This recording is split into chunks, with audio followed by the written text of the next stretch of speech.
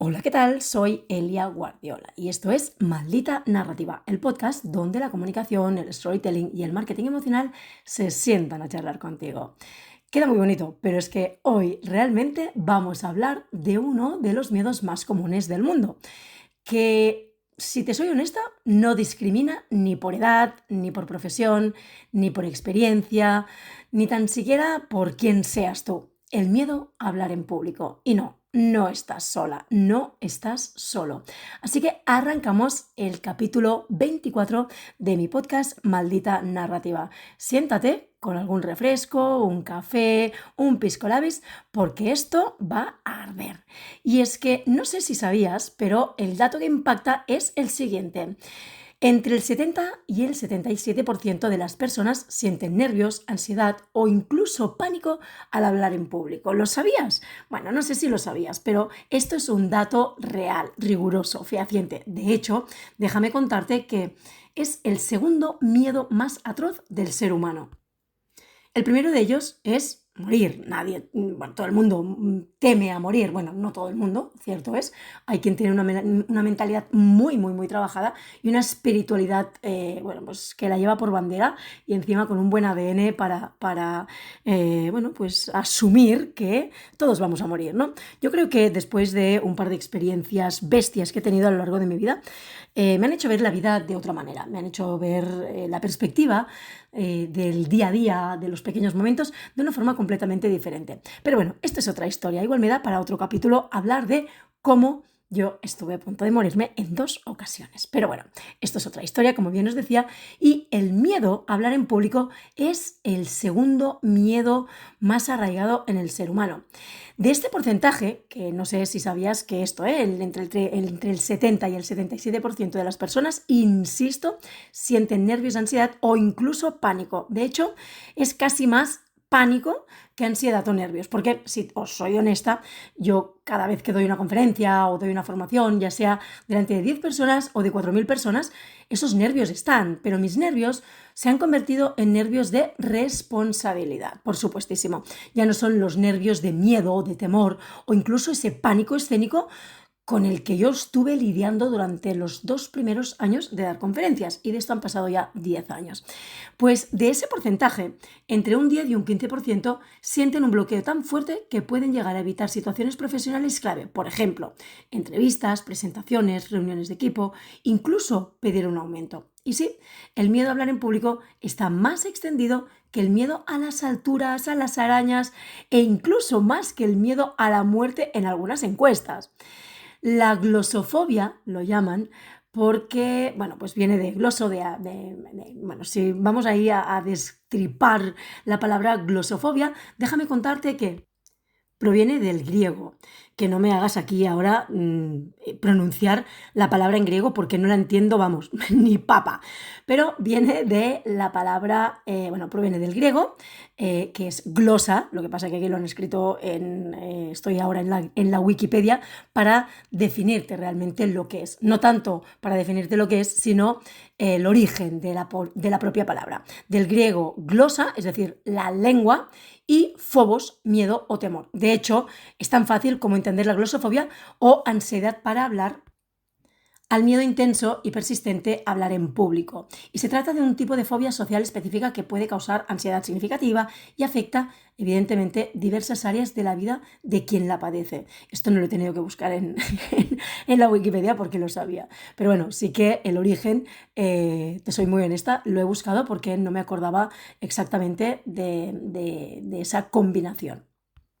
Pero si te soy honesta, por muy bonito o muy tétrico que suene la palabra glosofobia, depende evidentemente de cada uno cómo perciba esta palabra, a mí me gusta llamarlo el miedo a mostrarnos.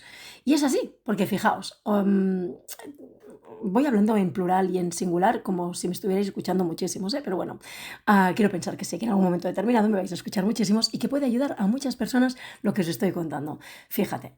Y ahora voy a hablar de tú, ¿vale? Te voy a hablar a ti precisamente. Te cuento algo muy personal.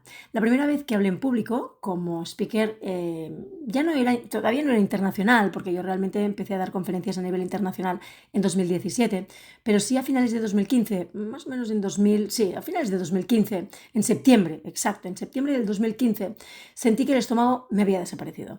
No tenía esas mariposas típicas, tenía, no sé, cucarachas, murciélagos con patines, yo qué sé, es que ni me acuerdo, pero era horroroso.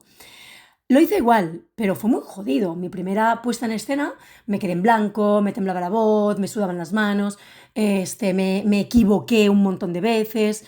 De hecho, luego el clicker, el pasador de las diapositivas no funcionaba. Yo había trabajado con Windows y era un Mac el ordenador que estaba en la sala, por lo tanto se descolocaron todos los elementos.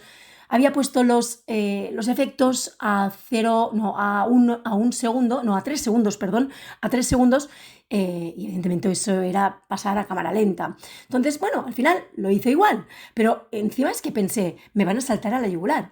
Y lo que la gente luego me di cuenta es que había valorado más el que fuera mi primera conferencia, el contenido que yo les había contado, que no tanto esa puesta en escena inicial, que además fue un puñetero desastre, o sea, te lo confieso así, lo he contado en varias ocasiones, pero yo estuve 6 meses sin poder ver la grabación de esa conferencia porque sentía vergüenza ajena. Entonces, claro, al final el miedo no se trata de que desaparezca, se trata de saber qué hacer con él, aprender a convivir con esa energía, transformarla en impulso. Por eso siempre digo que el día que yo deje de tener nervios, de sentir esas maripositas antes de dar una conferencia, es que estaría haciendo algo mal.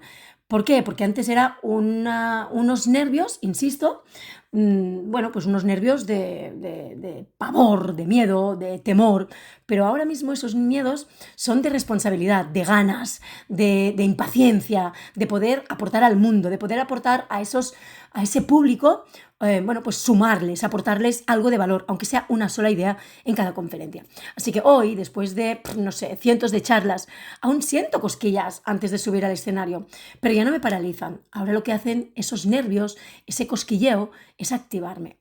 Así que el miedo a hablar en público tiene raíces muy humanas. Miedo al juicio, miedo al error, al ridículo, a no estar a la altura. Y esto nos ha pasado a todos.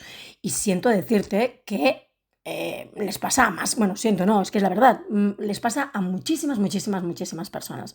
Incluso a personas que ni tan siquiera imaginarías. Grandes gurús de cualquier tipo de sector también sienten esos nervios, pero han convertido esos nervios de miedo en algo que les impulse, en algo que pueda inspirar inclusive a través de esa vulnerabilidad y sobre todo a través de esa humanización. Porque, vuelvo a repetir lo mismo, hablar en público tiene un origen muy, muy, muy humano, muy nuestro. Ese miedo a que bueno, a los prejuicios, ¿no? También de la sociedad, que son, siempre digo, el cáncer bueno, pues de la sociedad actual, que a veces, en lugar de ser humana, creo casi que es inhumana, ¿no? Pero también tiene solución, esto se aprende. De hecho, insisto en que mi programa Story Lab hablaremos de ello y, por supuestísimo, lo trabajaremos. Trabajaremos el miedo escénico, el pánico escénico, pero por si no vas a estar en el programa de Story Lab este mes de noviembre, aquí van 3 claves que pueden ayudarte. La primera es prepárate emocionalmente, no solo con los contenidos. Es que la mayoría de personas lo que hacen es prepararse los contenidos, pero emocionalmente no se preparan. Y esto es un error. No memorices. Y esto es lo que también quiero recomendarte. Al principio es normal, cuando llevas poco tiempo, cuando estás empezando, lo quieres memorizar todo porque no quieres olvidarte de absolutamente nada. Pero cuando memorizas, pareces un robot, lo sueltas todo como que encorsetado, encajado y como que quieres hacerlo tan perfecto que termina siendo un desastre. Entonces, lo que te recomiendo es que conectes con lo que vas a decir. Hablar desde la emoción auténtica calma mucho más que cualquier guión perfecto.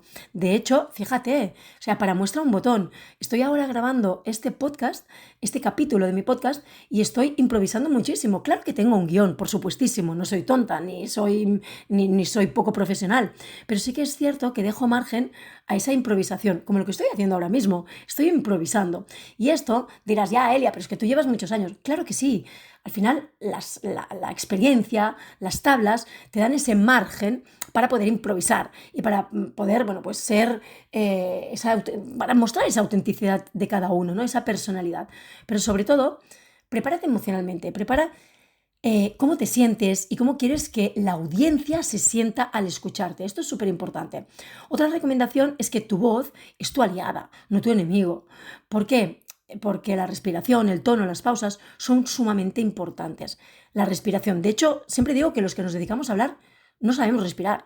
De hecho, yo siempre, fijaos, hago esto y diréis, ya, pero es que tú llevas muchos años, da igual, al final es como mi intensidad, mi pasión, me pueden, fuerzo mucho la voz. Entonces, bueno, los logopedas, sobre todo los logopedas de la voz, pueden ayudarte, ¿no? Y yo, bueno, tengo algunas amigas que son logopedas y, bueno, me dan algunos tips y luego, evidentemente, puedes ir buscando en internet muchas técnicas para poder modular ese tono o esa voz o inclusive esa respiración, ¿no? Que no damos importancia a la respiración. Y ojo, es sumamente trascendental. Cómo respiramos influye en todo en nuestra vida, incluso en las enfermedades. Así que practica no para sonar perfecta o perfecto, sino para sentirte segura o seguro. Básicamente esto. La práctica no es tanto para que suene perfecto todo, para que esté muy encorsetado o para que al final lo memorices todo y que la conferencia real, la que tengas que dar delante de un público, sea como la que practicaste la última y ya te memorizaste, sino sobre todo para ganar esa seguridad. Porque al final, y creo que al principio también, cuantas más veces practicas, mejor te va a salir. Ahora bien, spoiler, cuantas más veces practiques, también es cierto que todas ellas te van a salir diferente. Así que no te ofusques cuando la tercera vez que practiques no te salga igual que la primera, o la primera no te salga igual que la décima. No pasa absolutamente nada, porque te puedo garantizar que el día de la conferencia real, la presencial, la de verdad, te va a salir completamente diferente, bueno, completamente quizá no, pero diferente a todas las que hayas hecho en tus prácticas, en tu forma de practicar en casa o en otros escenarios. Así que no te lo tomes a modo personal, no te lo tomes como un fracaso. ¿Qué va? Al final, ¿sabéis qué pasa? ¿O sabes qué pasa? Que creo que la mejor versión de nuestra conferencia siempre es la que hacemos en última instancia. Aunque cometamos errores, no importa, yo también cometo errores y también los he cometido encima del escenario. Pero ¿sabéis qué pasa? Que las tablas, la experiencia, lo que hacen es que cuando te equivoques, te rías de ello. Digas, uy, me he equivocado, no quería decir esto o no quería dar este dato, tal, tal. Y ya está. Y lo introduces dentro de la conversación o dentro del discurso o dentro del mensaje, dentro de la conferencia, como algo natural, porque somos humanos, somos más emocionales que racionales. Y esto nos ayuda, por supuestísimo, a que la gente nos perciba como tal. Y luego, finalmente, otra de mis recomendaciones es que cambies el foco. No es sobre ti, es sobre el mensaje y sobre todo sobre cómo vas a impactar las vidas de las personas que tienes enfrente.